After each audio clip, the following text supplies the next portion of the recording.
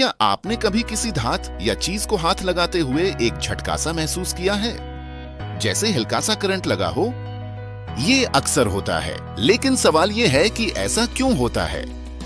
इसके लिए वीडियो को आखिर तक देखें और इस चैनल को सब्सक्राइब कर लें। जब हम चलते हैं, कपड़ों या कालीन से रगड़ खाते हैं, तो हमारे जिस्म में एक चार्ज जमा हो जाता है। फिर जब हम किसी धात को हाथ लगाते हैं तो वो चार्ज फौरन खारिज होता है।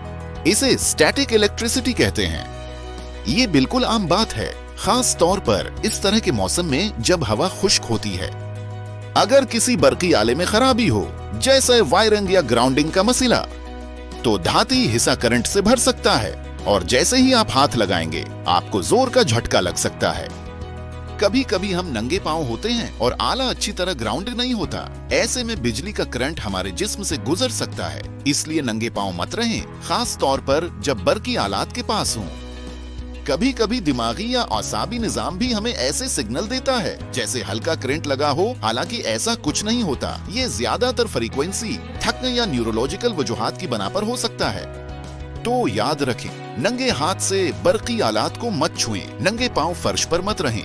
अगर बार बार करंट महसूस हो रहा है तो वायरिंग चेक करवाएं, और अगर मामला अजीब या खतरनाक लगे तो फौरन किसी माहिर से राब्ता करें।